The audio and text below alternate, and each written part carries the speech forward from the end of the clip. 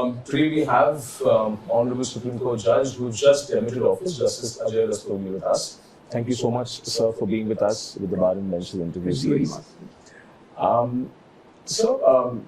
Just coming right at this point that you have a career spanning across 40 years in the judiciary. When you look back today, after a day when you demitted office, do you feel a sense of accomplishment, or do you feel that there is something left to be done? No, I'll tell you, it's always, you have to keep one window open that let us do something better. And I have a accomplishment is there, that we did our best. But still, something better can be done. And I always say better for one reason, that if you say I did the best, then there is no room to do something better than that. And we say better means we want to do something better than what we did. Okay. So I think that there is always, I would have done better than what I did in the last 40 years. So your father was a lawyer at the Rajasthan High Court. Did you always want to do law? As in, did he inspire you to take up the profession? This is a question which when I go back to my days, I was never interested in coming to law. I see my father working from morning, evening, having no time to the family. In my family, there's people in airlines and other private sector, and I was very much personally felt that no, this is good for me. But I did my law, and I accept today that I came into profession by default, not by choice. But by passage of time, God is great. He has given me all things which I never expected of myself, and better than my own dreams. Right. So if you could just talk us through the initial years, as in how did judgeship happen? You see that, I'll tell you background also. 82 I joined profession, and Justice J. Singhvi was my senior. He was my mentor. He has groomed me into profession. After 22 years of my working as a lawyer, I became a judge. I had no background in my family. He was a judge. My father also died very early. But I became a lawyer for the High Court in 1990 itself. And I had hardly 8 years of my practice. And I continued as a lawyer for the High Court till my elevation. So I've been completely in touch with the Chief Justice, whoever has come. And they might have thought that this boy has some potential to get him on the bench, and this Ajay Rastogi came from Delhi as a Chief Justice. He called upon me in 2003, just after vacations. I was completely shocked that he started asking me to become a judge. I said, sir, give me time, let me go back to my wife and ask her whether she is also interested that if I get this opportunity to serve. He said that there is no time, I'll leave you form, fill it and give me early morning tomorrow. And I had a lot of respect for him. I said, all right, sir, if you want that no consultation is required, give me a form tomorrow morning and I'll go ahead. I persuaded my wife that we are getting this opportunity to serve the people. Let us go ahead accordingly. And today I am before you after completing my 19 years as a judge. Is ma'am also in judiciary? No, she is no maker. Okay. So what changes do you see at the bar and the bench if you compare it to the early 2000s? Changes are required. If we go back to my days when I was in the bar, we have a very close knit among the lawyers.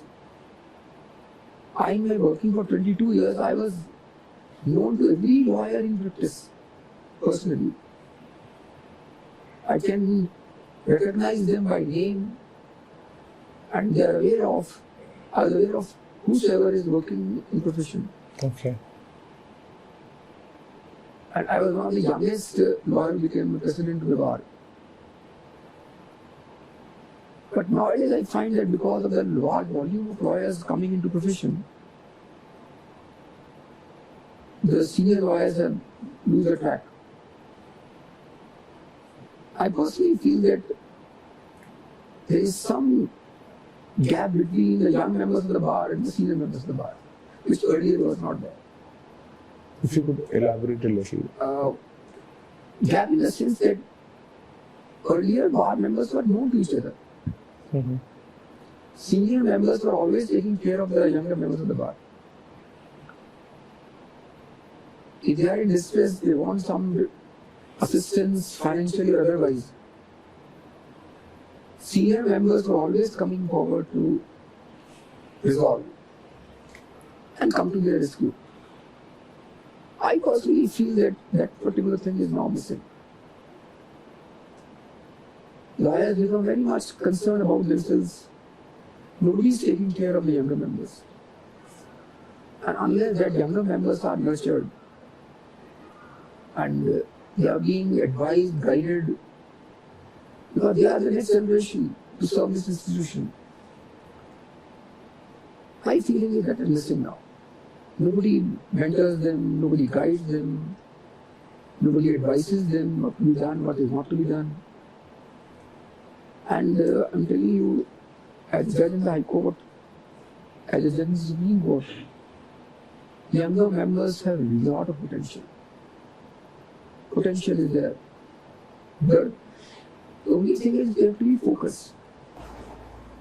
I think there's a lack of mentoring happening. Yes. I do admit this. One day I was sitting with some seniors, I told them, I said, you select lawyers, 10, 15, and then guide them. So that this will be the school, your school. People will tomorrow come and say, I am from that school. Absolutely. And that is the asset with which you will go tomorrow from this place. Otherwise, you earn money and go back home. What? You may be minting money for yourself. Institution is not benefited. Lawyers who are upcoming lawyers in the next string, they are not benefited. To earn money is one thing. I say there is nothing wrong with it. But at the same time, you must feel that my contribution to the institution, my contribution to the younger members of the bar, that has to be completely taken care of. Right. So do you think public scrutiny of judicial work has increased now compared to when you had joined the profession? And the following question is, do you think it is for the betterment? And I'm talking about direct public scrutiny of judicial work. That's correct. I'll answer your second question first. It's better. See, I'll give credit to the media now. Media is projecting the working of the judicial system, and good enough.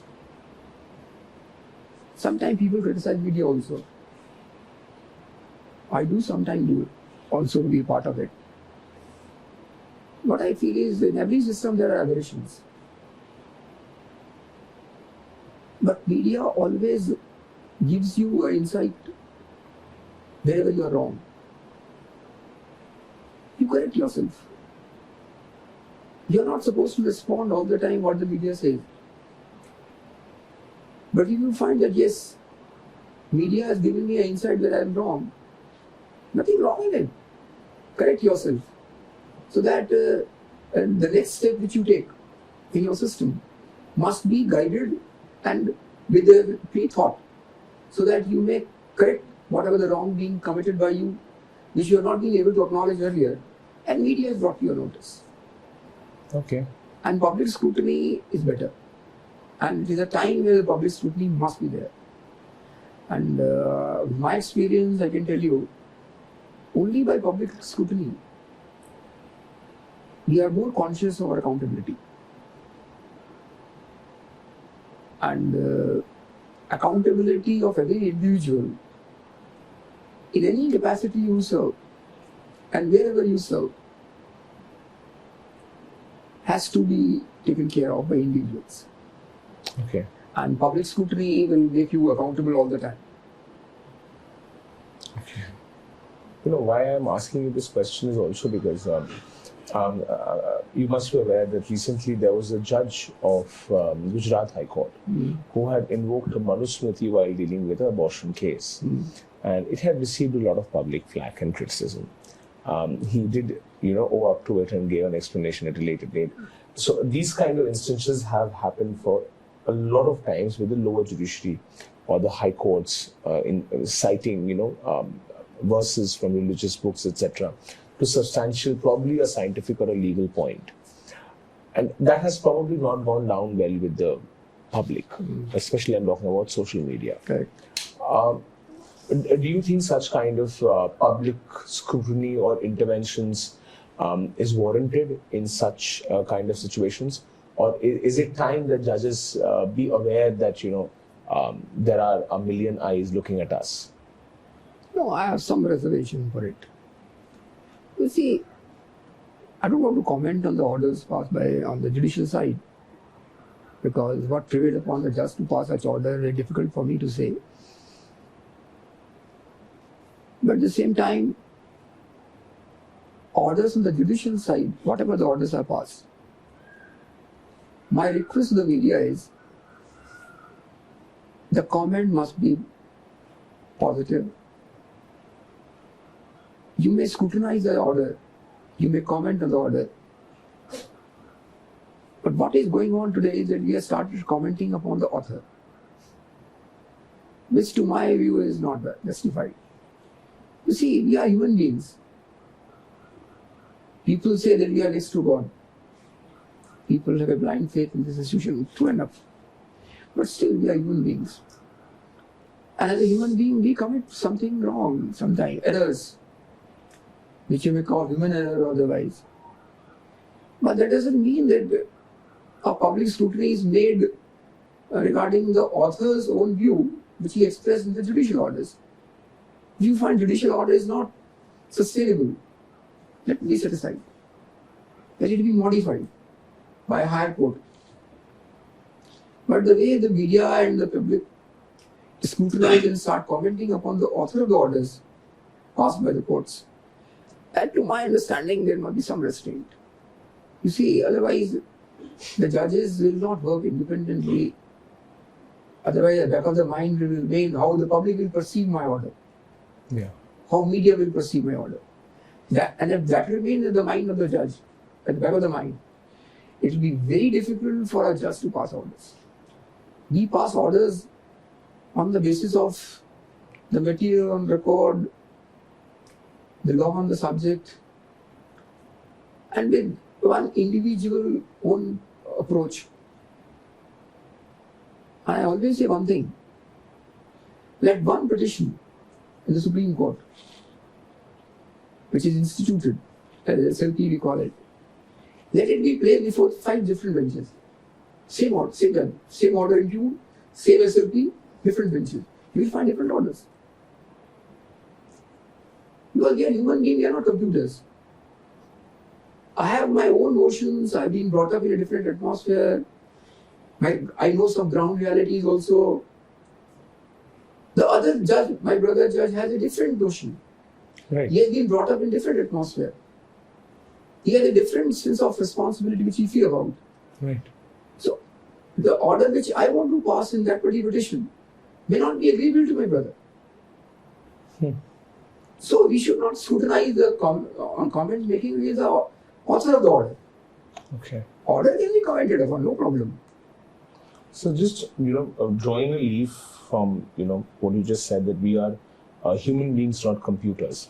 Do you think the judiciary and the bar is at a stage where, or we can say is at a stage where they are prepared for artificial intelligence? Artificial intelligence to me is the need of the hour. But sir, in what way? You see, Are we just trying to talk about reducing clerical work through artificial intelligence?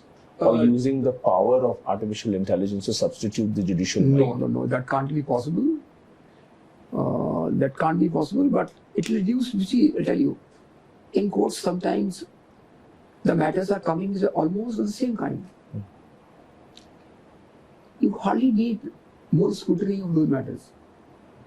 But they are pending in this court. And because of paucity of time available with the courts and their long dockets, they may not be able to put attention to those matters. But those matters, if taken up, they don't take any time. Artificial intelligence, those matters can work.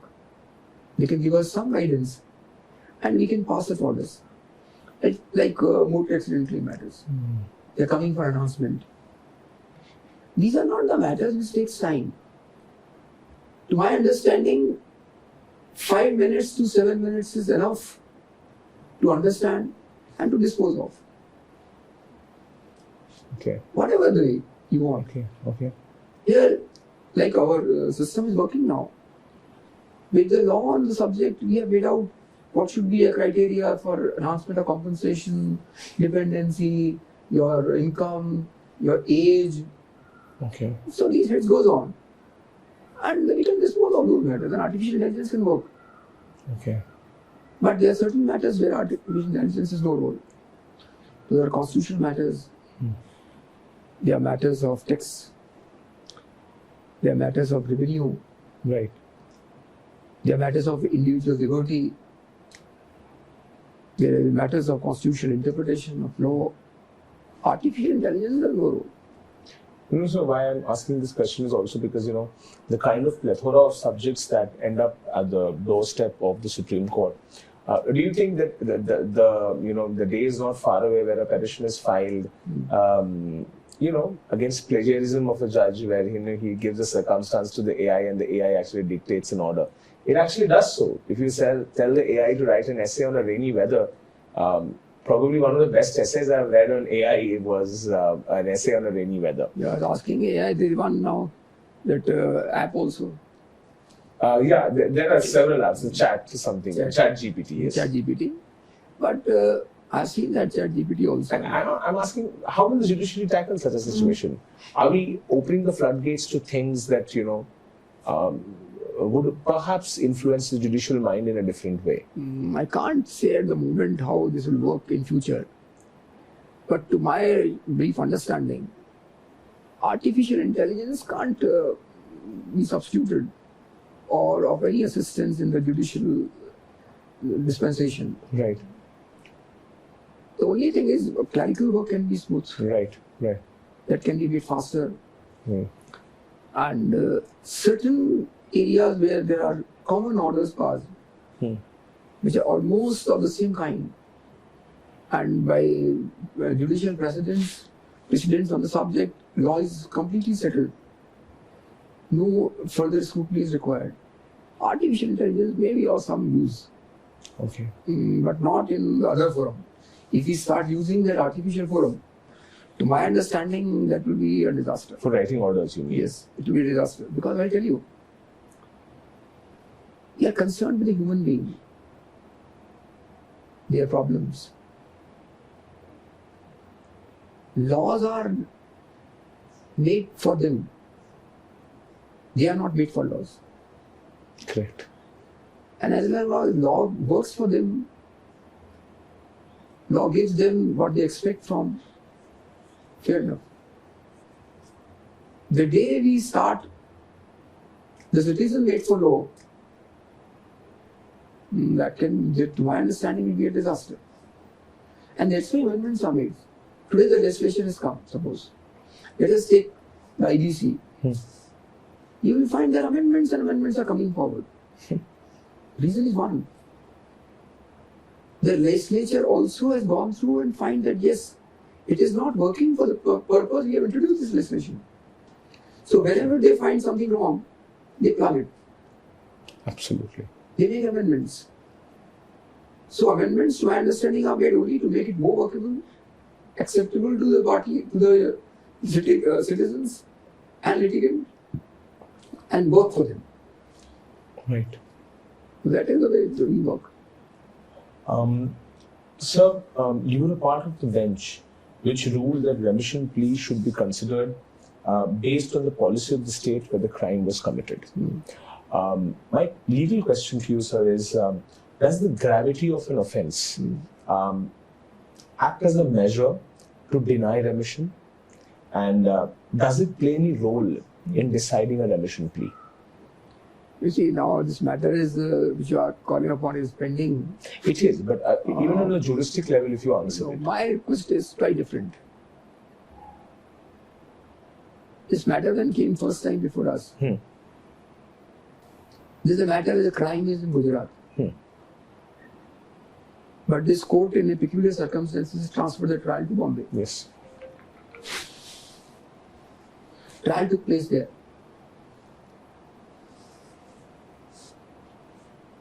Conviction was also from after the trial. But later on they brought back to Gujarat and they were undergoing their sentence there.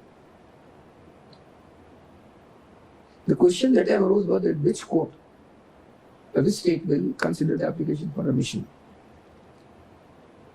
When those people approached Gujarat, as they were in jail in Gujarat, the High Court of Gujarat said, please go to Bombay because the trial is taking place in Bombay. Few of them went to Bombay also. The Bombay said, sorry, crime is in Gujarat, go back to Gujarat. So there are two conflicting orders. So they are being tossed, Gujarat say go to Bombay, Bombay say go to Gujarat. The matter came to us. When we are scrutinizing this subject, we find that the judgments of this court are only to examine where the crime and the conviction in the same state. But they were transferred to some other state and they were undergoing sentence there. The people moved their application in that state where they are undergoing sentence. So that state says, sorry, go back to the state where you have been convicted. This peculiar situation where crime is in the one state, the trial is in another state, because of the orders of this court, how to streamline? He said that since ordinarily and by and large, wherever there is a crime, the trial also takes place. The law framers never visualized that there will be a situation sometime where the crime is in a different state and the trial is in a different state. So this is an exception. So he said that go back and put wherever the crime is there, and ordinarily trial also takes place at the place of crime. Right. So let us go back to the place where the crime is there. Okay. And wherever the crime is there, the remission application will be considered by that state. That was our view. Ultimately, it may, if find that it is not sustainable, but sir, does the examine. gravity of an offence play a role in denying remission in any way? Sometimes. You see, it depends upon the rules of the state. And the law on the subject is that the date of conviction, whatever the policy of remission of the state is, that has to be considered.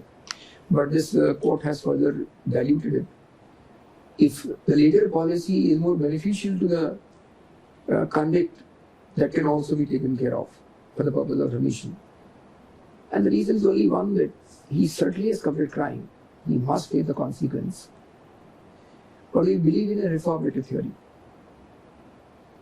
And reformative theory said that if he has undergone a sentence, the law contemplates his violent custody,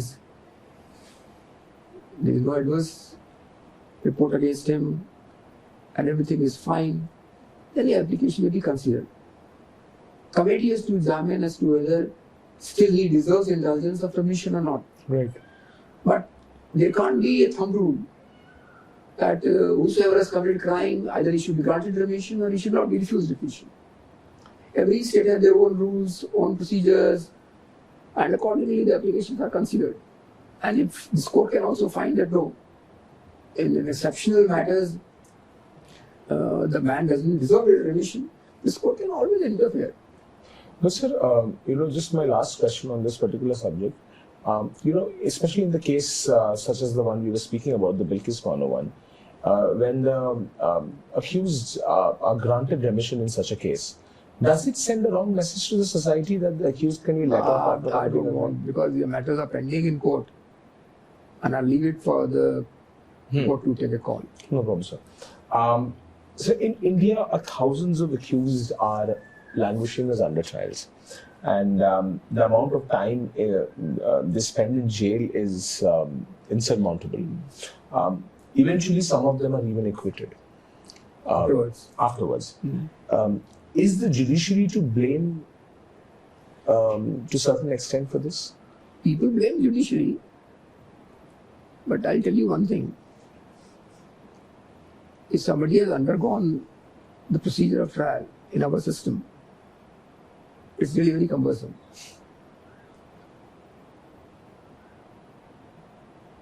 From the day charge sheets are filed, let us examine and test one only matter. Trial can't commence unless the charges are framed. Right. Let us examine the data pending as on today in this our judicial system. I don't have exact data with me at my command at the moment, but there are a good number of matters pending where charges are not framed. All right. If charges are not framed, trial will not commence. And why it is not framed, there's so many circumstances.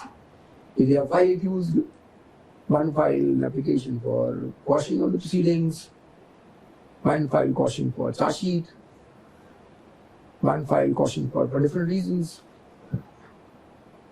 and it is stay granted by the court. I'm not saying that it's justified, not justified. One stay is granted by the court in a pending FIR for quashing being paid by one of the individual, then it's derailed. So what my personal view is that these matters where stay are granted in a quashing proceedings pending at any stage, or is pending either in the High Court or Supreme Court, can't be before the trial court. Those must be taken on a priority basis. Okay. And should be decided on a time bound frame. Okay.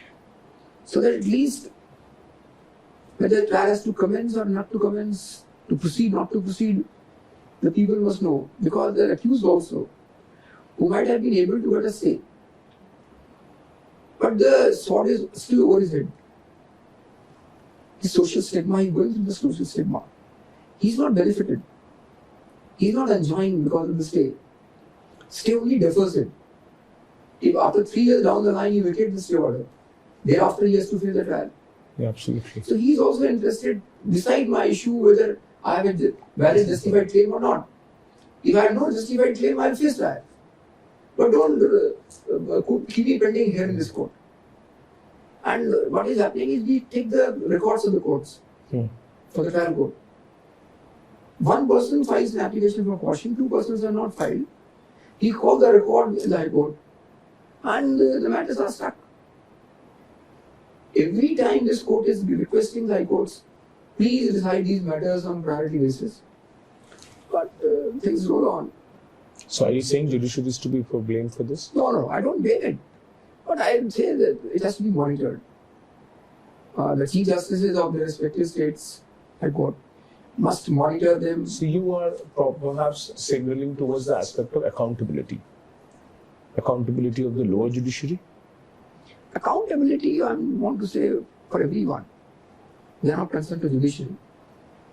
My view is that whatever the job is assigned to you, whether you are in a ministerial cadre, you are a judicial officer, you are a judge, or in any other walk of life, everyone must be accountable to the institution with which he is attached. And he must fill his progress card or report card at the end of the day, that from morning to evening I am back to my home. What is the contribution which I have made to the institution to which I am committed? We are very much concerned that my salary is not there, my perks are not there, government is not doing this, government is not giving me those benefits. What I'll get in my other perks which the government extend to me. But at the same time, there's nothing wrong to know about it. But our accountability to the institution, to my understanding, is utmost. And in every walk of life, one should be accountable. This is also a sort of an answer to the former law minister's statement when he said that the higher judiciary is not accountable to anyone. And it's time that, they also start thinking on those lines. No, I think this statement of the law minister accountability was quite in different context. I'm talking about the accountability. The former law minister. Yes, former law minister.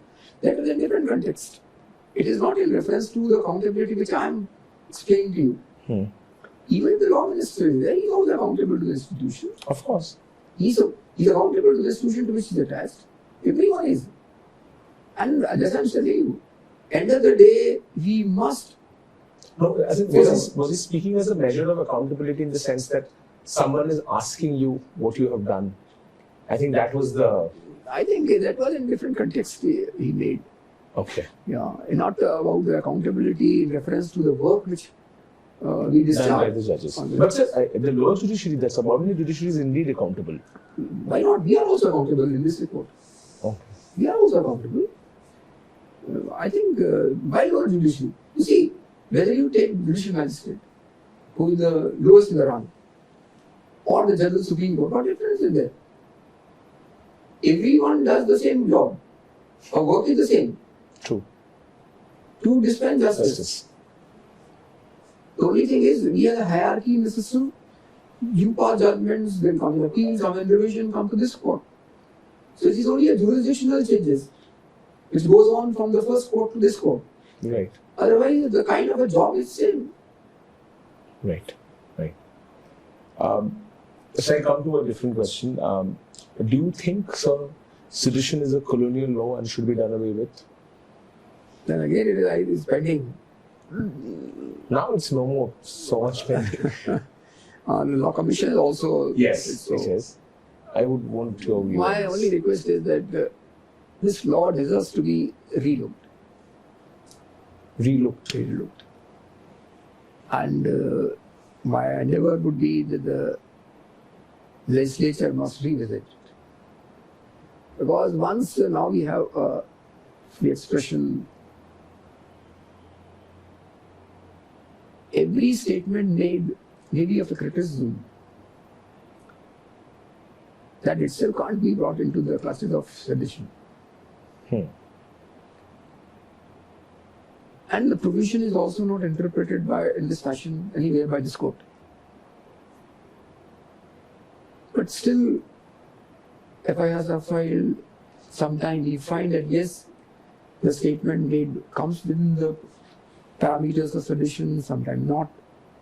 But I want now that time has come, and I request the legislature to revisit. In what terms is the revisit? Like, if you could apply your legal mind to it and help us understand, in what way are you saying that should be re-looked at? This provision has been interpreted in 16.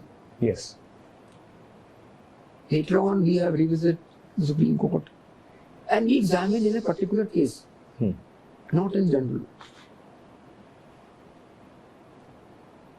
That scrutiny is different. You see, we all learn by experience. And we change our mindset also by experience what we learn. I'll only say one thing, that it has to be revisited once in the light of the judgments of this court, the kind of matters which are coming to the court, to what extent it needs to continue and what amendments are required, so that every innocent person with a kind of a criticism which he has made, either against the institution or against the individual, or in what capacity, may not be brought into the classes of sedition. You see, otherwise what will happen? Once the FIRs are registered, the people come for quashing, this court take a call, takes time. Judicial time. So it can be avoided. And as I said, laws are made for the people. People are not made for laws. But so do you think the current form of the 124A that we have had is susceptible to misuse. You're talking 124 about? IPC. Okay. Very difficult question for me to answer at the moment because matters are coming to court. And now I think it has been a stay, the section has been put That's in correct, abeyance. that's correct. But my only view is I still It should be relooked. relook. And just one last connecting question on this point. Assuming that you have seen the Law Commission report, the Law Commission report says that the tendency aspect has to be brought into the section. That if anyone has a tendency to commit such a crime, they should also be brought under the fold of sedition. I am not getting into the Law Commission report at this point. What I'm asking you is that, what is your view in this word tendency? Is it something which is very vague to be used in a section of law, which opens the door ajar for I interpretation? tell you, Law Commission's report, which is made available and accessible to us, is very brief. I've also not gone through the reports as such. But to my brief understanding, tendency in what reference the Commission has said, I don't know. My one statement may fall between the parameters. Doesn't mean that unless I repeat again and again, then only I'll fall. Tendency, to my understanding, is those who repeat. Repeat offenders. Repeat offense. That is only connectivity with tendency.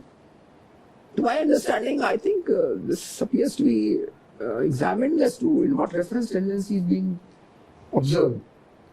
If my first single statement made by me from any platform, if it falls, I have to bear the consequence.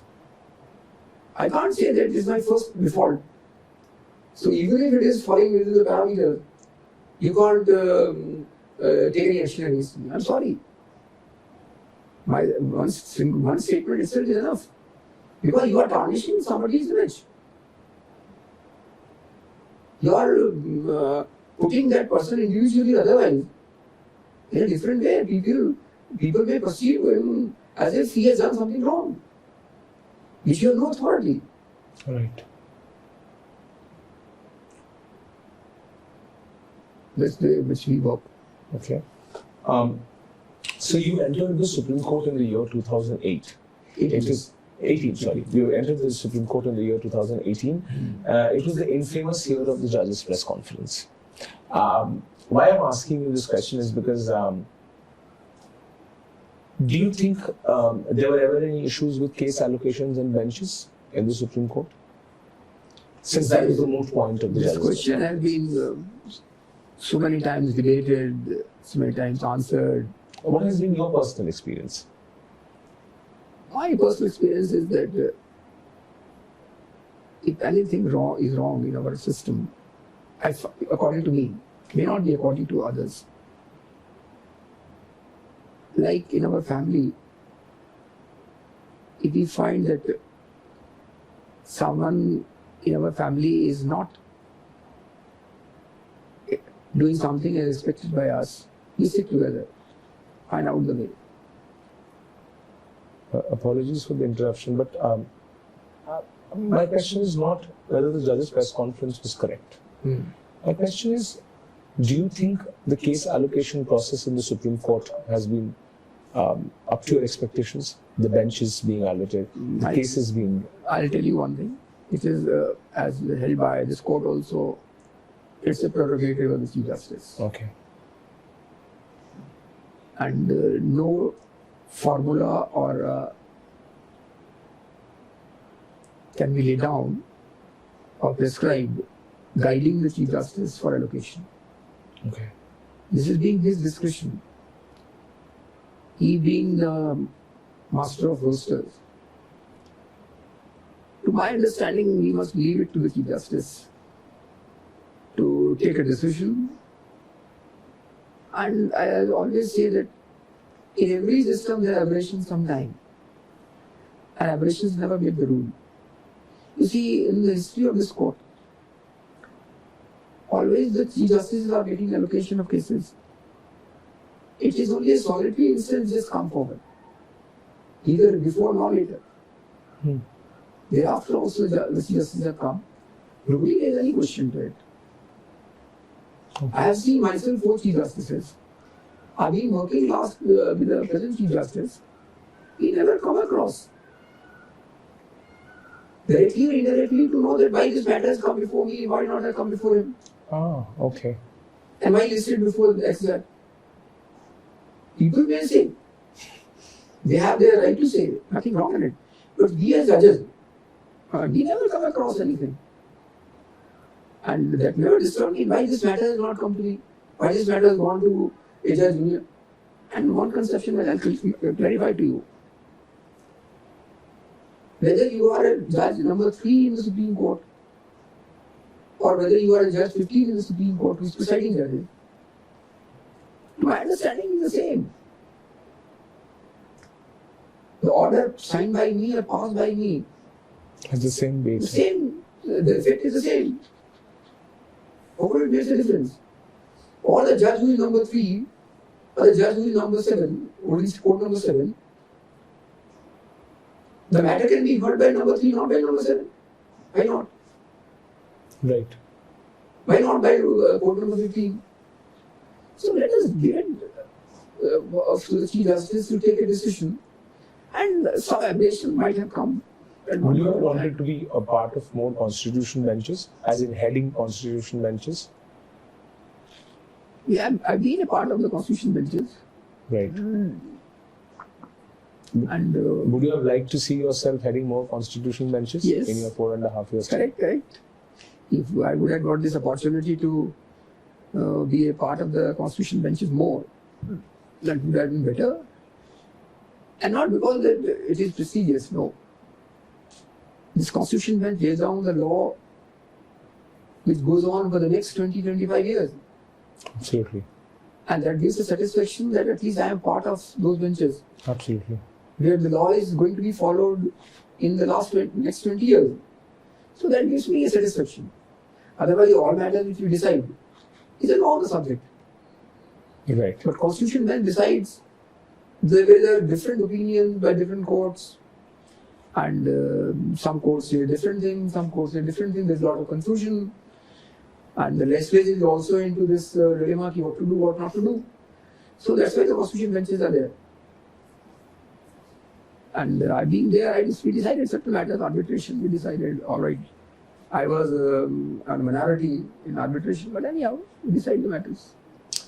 Sir, in the Constitution Bench judgment dealing with the independence of the Election Commission of India, the commissioners, you had actually written in your judgment that the process of removal that is followed with the Supreme Court judges, that the process of impeachment should be there for the election commissioners as well, so that that kind of an independence can be assured to them.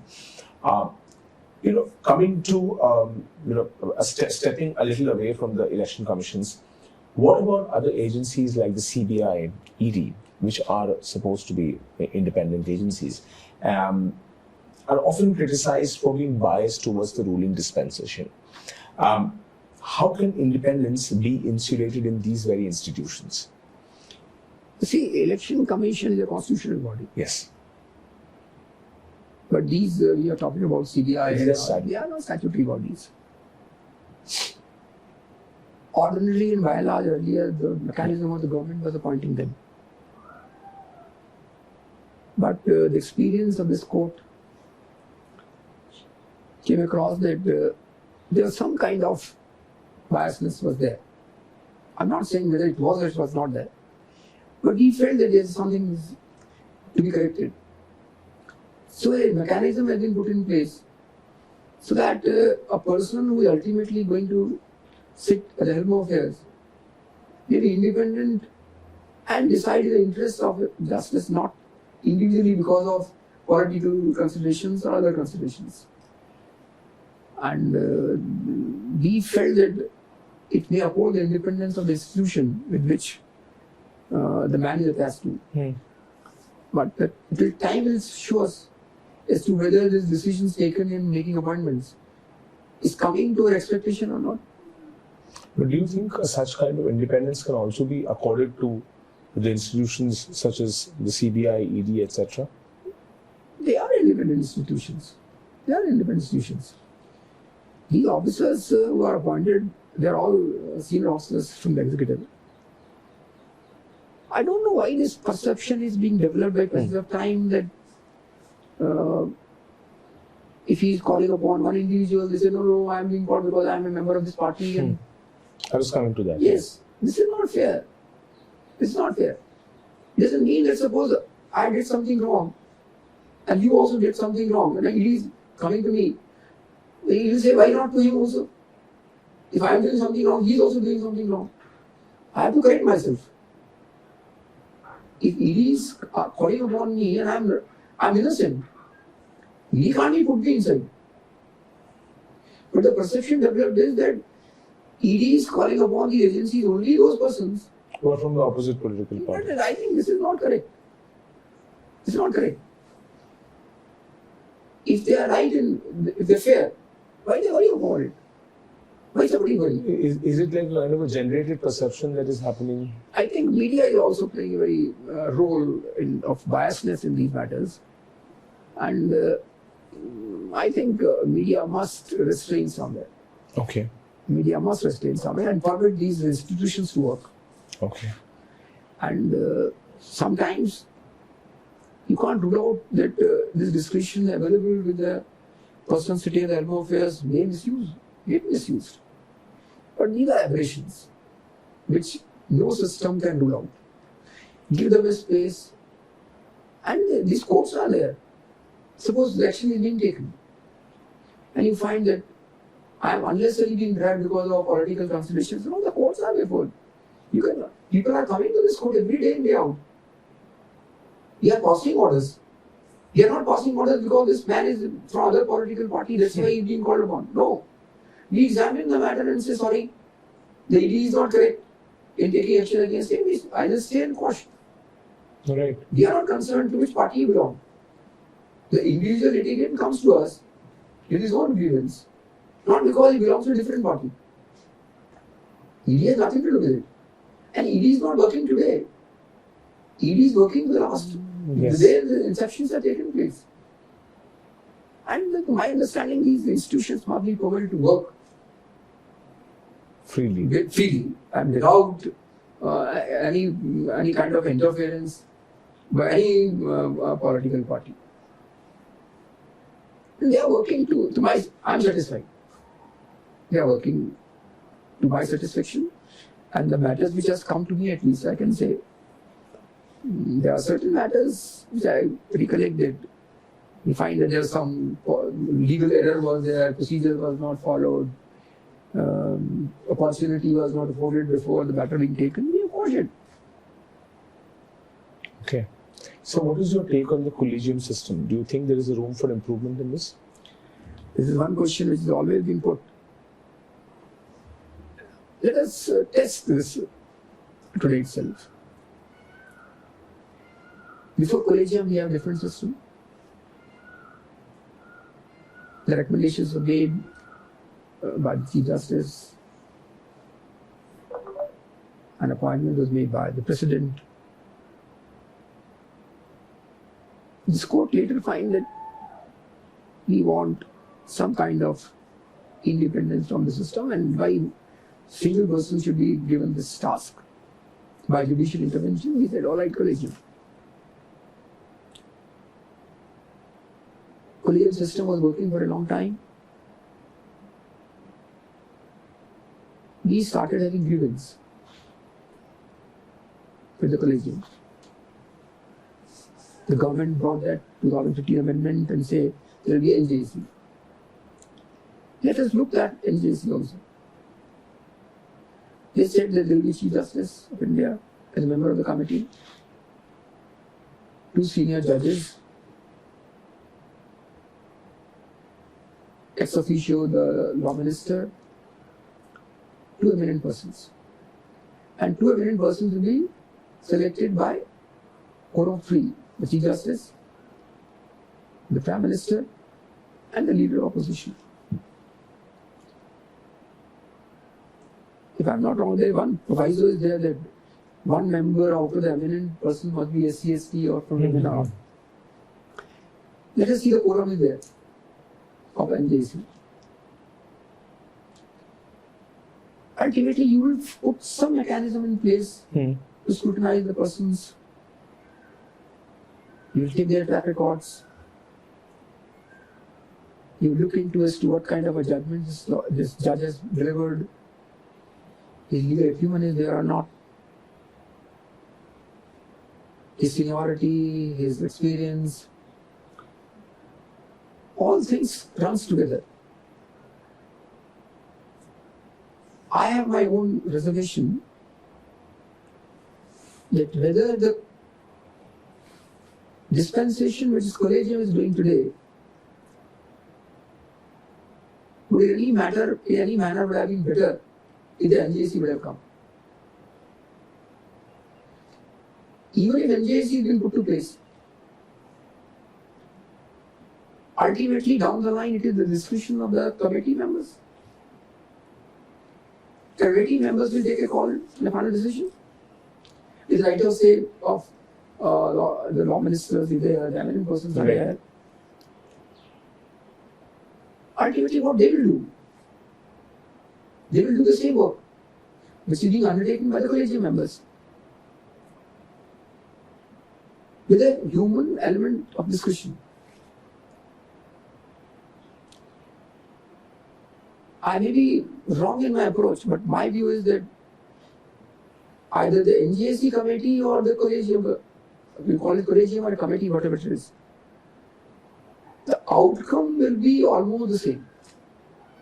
Okay. Outcome, there is no change in the outcome.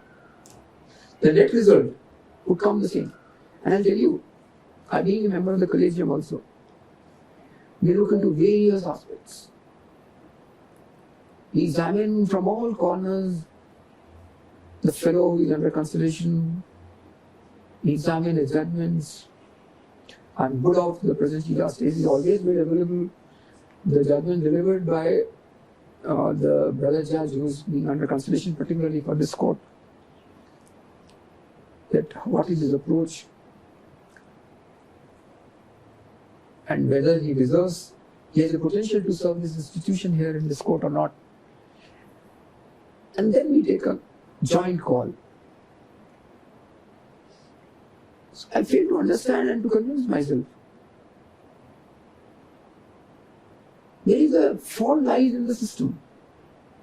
Yes, we can make it more transparent so that the people may not go on making comments in vacuum. Which I will tell you, this present Chief Justice is always making it transparent. Yes. You will find whatever the minutes are being uploaded, it will give you a complete gist as to why it prevailed upon in making a selection of X, Y, or Z. Right. Earlier it was not there. Yes. Earlier 3 lines coming, Yes. reports are coming. Yes. Now you find the whole. Absolutely. Somebody makes a comment on this also. Oh, no, it required. You are scrutinizing the whole history of a person. But the present Chief Justice of you know, people should know that why we are selected. We are not putting any kind of a comment against the person who has not been selected. But that will be unnecessarily castigating him or something. Yes. But those who are selected and recommended to the government, this collegium and under the headings of this our present Chief Justice, we are putting a complete record of that man. What more do you expect from? And what better could have been possible if the NJC committee would have worked down? They will give the inputs. The same inputs will come forward. Maybe some additional one. So my understanding, this collegium system is good. Okay. Maybe more transparent. And So- still, any corrections are required. When you're saying that NGC could not have performed better than Collegium, Yes. then was it a correct decision to strike down NGC? This is already strike down now. So there is no occasion for me to comment now. This is already strike down. Yeah, but was there a need to it? No, I can't comment now because the judicial wisdom on a constitutional bench prevailed upon and they collectively held it so. So I, as an individual, in the judicial forum, things are different. But for me, I'm not going to comment at all. I respect whatever the view the constitution bench of this court has expressed. So my last question to you, what is your view on post-retirement jobs? This is one of the questions which always come. I'll tell you that this is all something very personal of an individual person.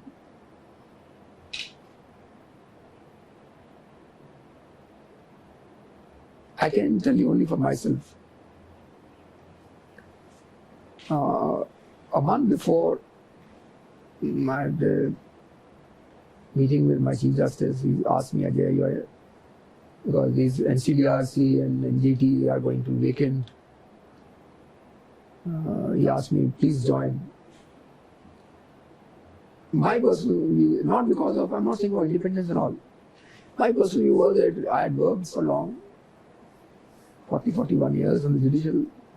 I was a lawyer also on the judicial work. I was not interested to do any further judicial work after demitting office from the Supreme Court. So personally I felt that I'm not interested. But others may think that to come. But I'll tell you only one thing. Whether one joins or one doesn't join is different. It's something very personal. But if the people start imputing allegations of a person joining that he's post-retirement benefit, he's taking such kind of a job, government wants something, I'm very sorry to say. Very sorry to say. We judges in this court working for last 20 years, and you think that within last 3 months of my working, I can be pulled down by someone individually? And this lucration, this commission given to me is more lucrative to me. My brother judges who go and join also, they also go to do some justice to the post assigned to them. And I don't think that how independence is going to be affected in any manner. And I'm sorry for the people who make loose comments on the streets for this purpose. I have not joined. But even if I would have taken a call to join, and people start including, no, Mr. Rastogi joined, that's why because he's given that judgment in favor of the government or that judgment against the government. What is this? People doesn't know about it. And that's why I told you, in my speech also I said, the perception is now perceived that if you want to be independent, just decide against the government. Criticize the government. I think what is wrong? We decide the matters on the basis of materials on record. Absolutely. On the basis of law on the subject. Whether it goes in favor or against is not my job. What comes to me, I decide. Right. But I mean, suppose I decide against the government, yeah, I'm independent. Upright man. You will find my photograph on the first page in the media, on newspapers. But I'm deciding against the government. People will say, no, government, we want something from the government, and that's why you got this commission. I'm extremely sorry. And the kind of this perception which is being perceived and developed among the people with the help of media, if it continues and is continuing, will make a very disastrous, we have to face the disastrous time. And independence has nothing to do with joining or not joining, to my understanding. Okay. I think that was also, thank you so much for your time, patience. It was a long interview, so nice. Thank you so much. Thank you so much. Thank you so much. Subscribe to our YouTube channel and click the bell icon.